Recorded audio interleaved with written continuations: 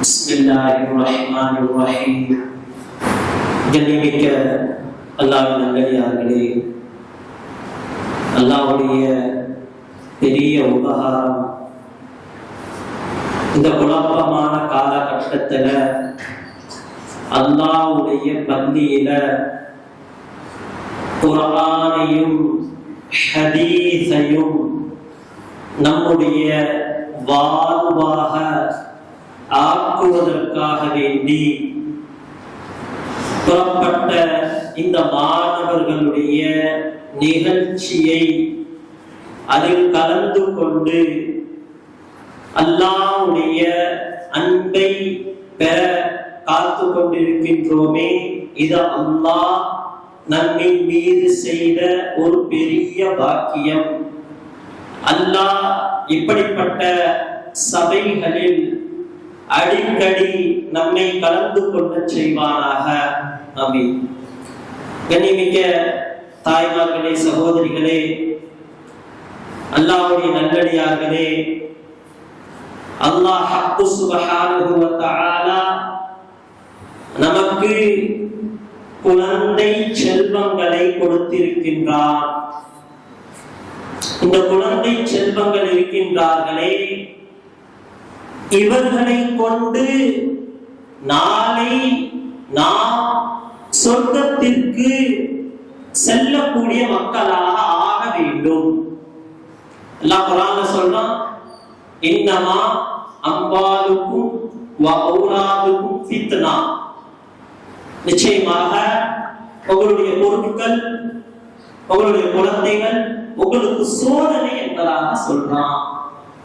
ஆனா அதே நேரத்துல இந்த குழந்தைகளுக்கு அல்லாஹ்வையும் அல்லாஹ்வுடைய ரசூலுடைய வாழ்க்கையும் நாம் கற்றுத் தந்தோம் என்று சொன்னால், அல்லாஹ்வுடைய வேதத்தை இந்த குழந்தைகள் மனனம் செய்தார்கள் என்று சொன்னால், அந்த வேதத்தின்படி தன்னுடைய வாழ்க்கையை ஆக்கி கொண்டார்கள் என்று சொன்னால், இதே குழந்தை நாளை யார் நரகத்திற்கு தகுதியாக முடிவு செய்யப்பட்டதோ அதில் 10 நபர்களை சொர்க்கத்திற்கு அழைத்து செல்லக்கூடியவர்களாக மாறிவிடுவார்கள்.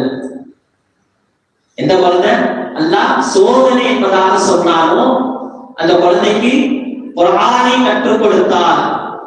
அந்த குர்ஆனுடைய வாழ்க்கையை அந்த குழந்தை வாழ்க்கையாக ஆக்கிக் கொண்டார். இதே குழந்தை நாளைக்கு நரகத்திற்கு தகுதியான 10 நபர்களை சொர்க்கத்திற்கு அழைத்து செல்லும். இந்த வாக்கு யாருக்கு கிடைக்குது? குழந்தைகளை உருவாக்கிய பெற்றோர்களுக்கு கிடைக்கிறது. குழந்தைகளை உருவாக்கினவங்களுக்கு இவ்வளவு கிடைக்குதுன்னா குர்ஆன் ஓதுனவங்களுக்கு என்ன கிடைக்கும்? இதே போன்று ஹதீஸ்கள்ல வந்திருக்குது, யார் குர்ஆனை ஓதி மனனம் செய்தார்களோ, மனனம் செய்து தன்னுடைய வாழ்க்கையாக ஆக்கி கொண்டார்களோ, அவர்களுடைய பெற்றோருக்கு ஒரு கிரீடம் வழங்கப்படும். அந்த கிரீடம் எவ்வளவு வெளிச்சமாக இருக்கும் என்று சொன்னால், தம்முடைய வீட்டுக்குள்ள சூரியன் இருந்தால் எவ்வாறு பிரகாசமாக இருக்குமோ அதை விடவும் பிரகாசமாக இருக்கும். அப்போ குழந்தைகளுடைய பெற்றோருக்கு இவ்வளவு பெரிய மதிப்பு அப்படின்னு சொன்னா அந்த குழந்தைகளுக்கு எவ்வளவு பெரிய அந்தஸ்து இருக்கும். கியாமத் நாள்ல இதே குழந்தைகளுடைய தாய் தந்தைக்கு அல்லாஹ் தஆலா முழு உலகத்தையும் விற்றாலும் முழு உலகத்திற்கு நிகராக முடியாத 2 ஆடைகளை அணிவிப்பார். இந்த ஆடைகளை அந்த குழந்தைகளுடைய பெற்றோருக்கு அணிவிப்பார். ஆடைகளை எதுக்கு அணிவிக்கணும்? ஆடையை கொடுத்து சட்டைப்படுத்த வேண்டிய அவசியம் என்ன? கியாமத் நாளில் எல்லா மக்களும் நிர்வாணமாக இருப்பார்கள். அல்லாஹ் தஆலா இந்த குழந்தைகள் குர்ஆனை ஓதி அதை அமல் செய்ததின் காரணமாக அந்த பெற்றோர்களுக்கு அல்லாஹ் தஆலா ஆடைகளை கொடுத்து சங்கை செய்வார். பாருங்க, இவ்வளவு சிறப்புகளும் நம்முடைய குழந்தைகளுக்கு கிடைக்குது என்று சொன்னால் இந்த குழந்தைகள் மீது நாம எவ்வளவு முயற்சிகள் செய்ய வேண்டும். இந்த குழந்தைகள் குர்ஆன் உடையவர்களாக ஆக வேண்டும் என்று சொன்னால் இந்த குழந்தைகள் மீது முழுமையாக கவனம் செலுத்தப்பட வேண்டும். குழந்தைங்க இன்னைக்கு பரிச்சை சொல்லக்கூடிய நேரத்துல மாஷா அல்லாஹ் கண்ணு பற்றும் போல இருந்துச்சு. நம்முடைய கண்ணே பற்றுமோ? இந்த குழந்தைகள் அவ்வளோ தெளிவாக அழகாக கேட்கக்கூடிய கேள்விகளுக்கு நல்ல முறையில தெளிவான முறையில பதில் சொல்வது இருந்துச்சு. அந்த விஷயங்கள் அல்லாஹ்வின் மீது ஆணையாக உண்மையிலேயே உள்ளத்தை ஈர்த்தது. குழந்தைகள் அவ்வளவு திறமைசாலிகளாக இருக்கின்றார்கள், அவ்வளவு பாக்கியசாலிகளாக இருக்கின்றார்கள். இவர்களுக்கு இன்னும் எவ்வளவு நல்ல விஷயங்களை கொடுத்தாலும் அதை ஏற்றுக்கொண்டு நாளைக்கு சமுதாயத்தில் பணி செய்யக்கூடியவர்களாக மாறிவிடுவார்கள் என்பதில் எந்த ஒரு சந்தேகமும் இல்லை. ஆனால் அந்த குழந்தைகளுக்கு அந்த விஷயங்கள் சென்றடைவதற்கு பெற்றோர்கள் முக்கிய காரணமாக இருக்க வேண்டும். இதுதான் அசல் விஷயம். இந்த குழந்தைகளுக்கு எதை கொடுத்தாலும் ஏற்றுக்கொள்ளலாம். காலி பேப்பரை போல, காலி பேப்பர்ல எதை வேணாலும் எழுதலாம், பிளைனா இருக்கும். அதை எது எழுதினாலும் அதுல பதிவாயிடும். காலியான டிஸ்க் போல அதுல எதை ரெக்கார்டு செய்தாலும் பதிவு செய்தாலும் அதனுடைய உள்ளத்துல ஆழமாக பதிந்து விடும். இந்த குழந்தைகளுடைய உள்ளத்துல அந்த விஷயங்கள் வருவதற்காக வேண்டி நாம செய்யக்கூடிய முயற்சிகள் என்னங்க? இந்த குழந்தைகளுக்கு சரியான முறையில் மதரசாவிற்கு அனுப்பி அந்த குழந்தைகளுடைய எதிர்காலம் இருக்கின்றதே அது சரியானதாக மாறுவதற்கு பெற்றோர்களாகிய நாம் முழுமையாக கவனம் செலுத்த வேண்டும். என்னுடைய குழந்தை, இந்த குழந்தை நாளை அல்லாஹ்விடத்தில் உயர்ந்த அந்தஸ்தை அடைய முடியும். அதற்கு பெற்றோராகிய நாம் எவ்வளவு முயற்சி செய்கின்றோமோ அது ரொம்ப அவசியமான விஷயமாக இருக்கு. என்னங்க முயற்சி செய்யணும்? இன்னைக்கு மதரசாக்கள்ல நம்முடைய குழந்தைகளுக்கு அனுப்பக்கூடிய அந்த நேரங்கள் இருக்குது, ரொம்ப கம்மியான நேரமாக இருக்கு.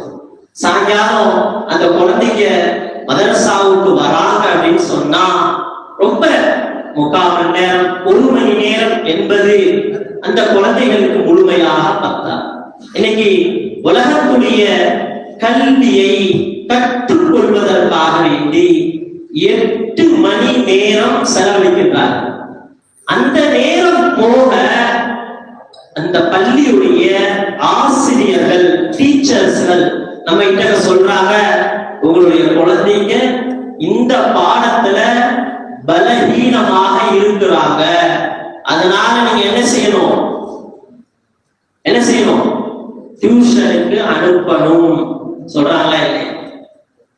8 மணி நேரம் படித்த படிப்பு பத்தல, மேலும் அந்த குழந்தையுடைய விஷயம் சரியாக ஆகுவதற்கு 2 மணி நேரம் டியூஷன் வேணும் என்று சொன்னால் மதரசாவிற்கு இந்த குழந்தைங்க 1 மணி நேரம் வராங்க, இவங்களுக்கு எவ்வளவு நேரம் டியூஷன் கொடுக்கணும்?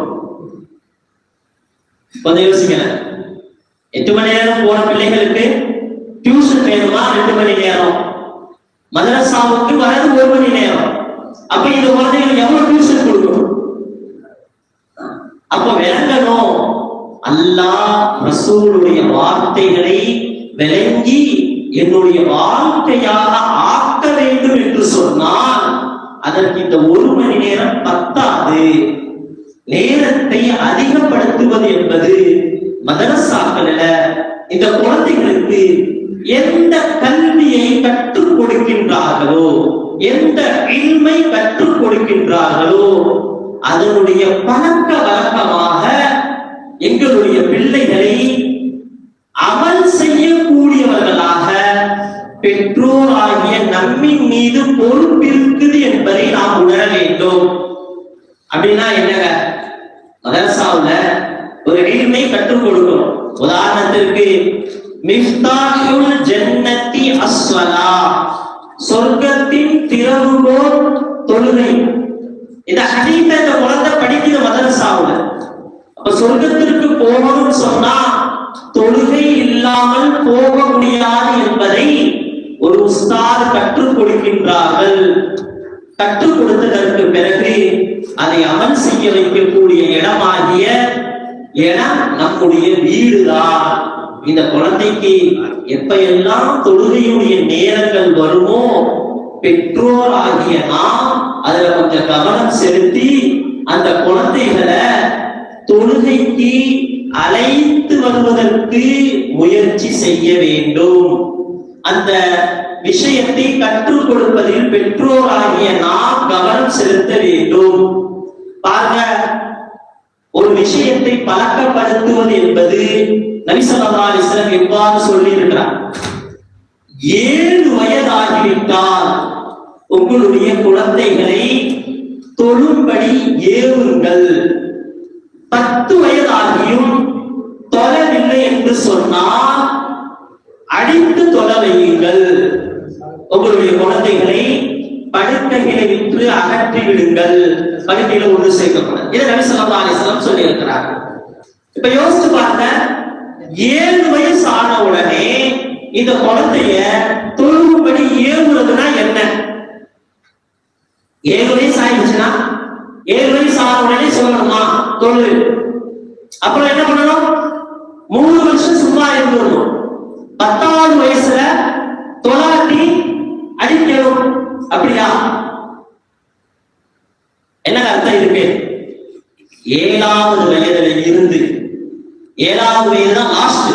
ஒரு குழந்தைக்கு தொழுகை கற்றுக் கொடுக்கிறது வயசு 7. இப்ப 7வது வயதுல இருந்து ஒரு தகப்பனா ஃபஜ்ருடைய தொழுகைக்கு தன்னுடைய குழந்தையுடைய கரங்களை பிடித்துக் கொண்டு ஃபஜ்ருடைய தொழுகைக்கு வரணும். ஒரு எவ்வாறு செய்ய வேண்டும் என்பதை கற்றுக் கொடுக்க வேண்டும். என்ன ஓத வேண்டும் என்பதை கற்றுக் கொடுக்க வேண்டும். தொழுகையுடைய பர்து, தொழுகையுடைய வாஜிபுகள், தொழுகையுடைய சுன்னத்துக்கள் என்னவென்று 7வது வயதின் ஆரம்பத்தில் இருந்து 7 வயது முடியும் வரை, 8 வயது முடியும் வரை, 9 வயது முடியும் வரை. அப்ப ஒரு நாளைக்கு 5 வேளை தொழுக, ஒரு மாசத்துக்கு 150 தொழுக, ஒரு வருஷத்துக்கு 1800 தொழுக, 3 வருஷத்திற்கு 5400 தடவை ஒரு தகப்பன் ஒரு குழந்தைக்கு தொழுகையை கற்றுக் கொடுக்க வேண்டும். அதை ஏவ வேண்டும், அதை புரிய வைக்க வேண்டும். குளிர்காலமாக இருக்கட்டும், வெயில் காலமாக இருக்கட்டும், கஷ்டமான நேரமாக இருக்கட்டும், சந்தோஷமான நேரமாக இருக்கட்டும், வீட்டுல விழாவாக இருக்கட்டும், வீட்டுல மௌத்தாக இருக்கட்டும், எல்லா நேரங்களிலேயும் அந்த குழந்தைக்கு தொழுகையை பெற்றோராகிய நாம் கற்றுக் கொடுத்ததற்கு பிறகு 5400 தடவை ஒரு பிள்ளைக்கு தொழுகையை கற்றுக் கொடுத்ததற்கு பிறகு அந்த குழந்தை தொழுகல அப்படின்னு சொன்னா அழியணும். இன்னைக்கு 4 தடவை ஒரு வார்த்தையை சொல்றோம், அதை கேட்கலன்னு சொன்னா குழந்தை சாவு. மதரசாக்கள்ல எந்த விஷயங்களை கற்றுக் கொடுக்கப்படுகின்றதோ அதை அமல் செய்ய வைக்கக்கூடிய இடம் இருக்கின்றது. அது நம்முடைய இல்லமாக இருக்கின்றது. அதனால அந்த குழந்தைகளுக்கு நல்ல முறையில அல்லாஹ் ரசூலுடைய வார்த்தைகளை பிராக்டிக்கல் லைஃப்ல கொண்டு வரணும் அப்படின்னு சொன்னா பெற்றோராகிய நாம் முழுக்க முழுக்க கவனம் செலுத்த வேண்டும். அந்த குழந்தைகளுடைய எதிர்காலம் நபி ஸல்லல்லாஹு அலைஹி வஸல்லம் சஹாபாக்களை எவ்வாறு உருவாக்கினார்? ஒவ்வொருத்தருக்கும் ஒவ்வொரு திறமைகள் இருந்தது. ஹஸரத் அபூ ஹுரைரா ரலியல்லாஹு அன்ஹு மனப்பாட சக்தி, ஹதீஸ் கலையில பெரிய வல்லுநராக ஆனாங்க. நபி ஸல்லல்லாஹு அலைஹி வஸல்லம் அவங்களுடைய திறமைய அதுல பயன்படுத்தினாங்க. ஹாலித் பின் வலீத் ரலியல்லாஹு அவங்க போர் தளபதியாக ஆக்கினாங்க. போர் நுட்பங்களை அவங்க நல்லா விளங்கி வச்சிருந்தாங்க. அவங்களுடைய திறமைகளை தீனுக்கு சாதகமான விஷயத்துல பயன்படுத்தினாங்க. ஹஸரத் அபூபக்கர் ரலியல்லாஹு அவங்க எல்லா விஷயத்தையும் சமாளிப்பதில் சிறந்த ஆற்றல் உடையவர்களாக இருந்தார்கள். நபி ஸல்லல்லாஹு அலைஹி வஸல்லம் எல்லா விஷயத்தையும் அபூபக்கர் ரலியல்லாஹு அவர்களுக்கு கற்றுக் கொடுத்தாங்க. அப்போ ஒவ்வொருத்தரிடத்திலையும் ஒவ்வொரு திறமைகள் இருக்கின்றது. நம்முடைய குழந்தைகளிடத்துல அது போன்று நல்ல திறமைகள் இருக்கின்றது. இந்த குழந்தைகளை தீனுக்கு சாதகமானவர்களாக ஆக்குவதில் பெற்றோர்களுடைய கவனம் இருக்க வேண்டும். துனியாவுடைய விஷயத்துல அவங்க பெரிய லெவலுக்கு போடுறாங்க, மாற்று கருத்து இல்லை. பெரிய ஐஏஎஸ் அதிகாரியாக, பெரிய வக்கீலாக, பெரிய ஜட்ஜாக, பெரிய டாக்டராக, எந்த துறைகள்ல வேண்டாலும் வரட்டும்.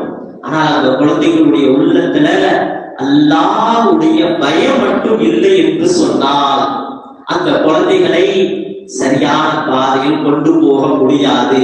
அந்த பயத்தை ஏற்படுத்தக்கூடிய இடம்தான் மதரசாக்கள். மற்ற மதரசாக்களை அல்லாஹ்வுடைய அச்சத்தை அந்த குழந்தைகளுடைய ஆழ் மனசுல பதிய வைக்கக்கூடிய இடம். எனவே உலக கல்விக்கு எவ்வளவு நேரம் நாம கொடுக்கணும்னு யோசிச்சிருக்கிறோமோ அதற்கு சமமாக கொடுக்கணும் என்பதாக யோசிக்கணும்.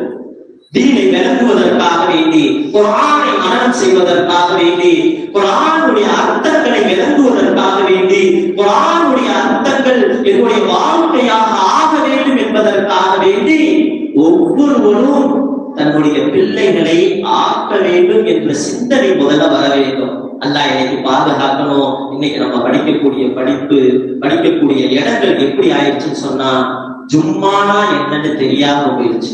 நம்ம குழந்தைகள் எல்லாம் மன்னிக்கணும். இதை நம்ம காலத்துல கொஞ்சம் யோசிச்சு பாருங்க. நம்மளுடைய மூதாதைகள், நம்முடைய பெற்றோர்கள் நம்மளை எப்படி ஜும்மா தொழுகைக்கு பள்ளிக்கு அனுப்புனாங்க, நாமும் படிக்கதான் செஞ்சோம். அந்த நேரத்துல நம்ம பெற்றோர்கள் நமக்கு எவ்வளவு ஜும்மா தொழுகையின் முக்கியத்துவத்தை சொன்னாங்க, ஃபஜ்ர் தொழுகையின் முக்கியத்தை எவ்வளவு சொல்லி வளர்த்தாங்க. அதனால இன்னைக்கு ஒரு தொழுகையை நம்மளால விட முடியல. ஆனா இன்னைக்கு நம்ம குழந்தைங்க ஸ்கூலுக்கு போறாங்க, சர்வ சாதாரணமாக அவங்களுக்கு தொழுகனா என்னன்னு தெரியாம போயிடுச்சு. ஜும்மா தொழுகனா அதனுடைய விளக்கம் என்னன்னு தெரியாம பெற்றோராகிய நாம் அதுல கொஞ்சம் கவனம் செலுத்தணும். பிள்ளைகளுடைய தொழுகையுடைய விஷயங்கள்ல, அவங்களுடைய அதனுடைய விஷயத்துல, சுன்னத்தான விஷயங்கள்ல நாங்க ஒவ்வொரு நேரமும் மதரசால கற்றுக் கொடுத்த அந்த கல்வியை ஞாபகப்படுத்தணும். நம்ம மதரசா இந்த விஷயங்களை படிச்சீங்களே, இது உங்களுடைய வாழ்க்கையில கொண்டு வாங்க, இதை நீங்க செய்யுங்க என்பதாக அந்த குழந்தைகளுக்கு மீண்டும் மீண்டும் நாம ஞாபகம் ஊட்டிக் கொண்டே இருந்தால் இந்த குழந்தைகளிடத்துல கண்டிப்பாக மாற்றங்கள் ஏற்படும். இந்த குழந்தைகள் நாளைக்கு நமக்கு சொர்க்கத்திற்கு சிபாரிசு செய்யக்கூடிய குழந்தைகளாக மாறி விடுவார்கள். எனவே மற்ற மதரசாக்கள் இருக்குது, அது சாதாரணமாக நம்ம நினைக்க வேண்டாம். இந்த மதரசாக்களின் மூலியமாகத்தான் ஒரு குழந்தையுடைய உள்ளத்துல மனசுல அல்லாஹ்வுடைய அச்சம் மேய்த்து நிற்கின்றது. நபி ஸல்லல்லாஹு அலைஹி வஸல்லத்துடைய கண்ணியம், அன்பு, மரியாதை மிகைத்து நிற்கக்கூடிய இடம்தான் மத்த மதரசா. இந்த மதரசாக்கள்ல ஈமானையும் சுன்னத்தையும் இந்த குழந்தைகள் விளங்கிவிட்டால் அவர்கள் எந்த துறைகளில் போனாலும் அல்லாஹ்வுக்கு அஞ்சி கண்மணி நாயகம் ஸல்லல்லாஹு அலைஹி வஸல்லத்துடைய சுன்னத்தான வழிமுறையை தன்னுடைய வாழ்க்கையாக ஆக்கி யாருக்கும் நஷ்டத்தையும் துரோகத்தையும் நினைக்காத ஒரு சமுதாய மக்களாக நம்முடைய பிள்ளைகள் இருப்பார்கள் என்பதுல எந்த ஒரு மாற்று கருத்தும் இல்லை. எனவே இங்க வந்திருக்கக்கூடிய பெற்றோர்கள், இப்ப வந்திருக்கக்கூடிய இந்த பிள்ளைகளோட அதிகமாக ஒன்றும் இந்த மதரசாவுடைய வளர்ச்சிக்காக வேண்டி ஒவ்வொருவரும் பாடுபட வேண்டும்.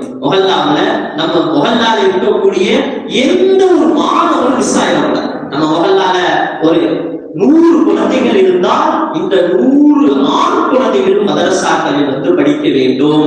அதே போன்று பெண் குழந்தைகள் இருந்தால் பெண் குழந்தைகள் பெண்கள் மதரசாக்கள்ல போய் படிக்க வேண்டும் என்ற சூழ்நிலையை நாம ஒவ்வொருவரும் அதுல கவனம் செலுத்தணும். அல்ஹம்துலில்லாஹ் நம்ம மஹல்லால அந்த மாதிரி ஒரு அமைப்பு இருக்குது. மாஷா அல்லாஹ் இப்ப 50-60 குழந்தைகள் மாஷா அல்லாஹ் நமக்கு முன்னாடி இருக்கிறாங்க. இன்ஷா அல்லாஹ் இதை விட அதிகப்படுத்துறதற்கு வல்ல அல்லாஹ் தஆலா நமக்கு தௌஃபீக் செய்வானாக.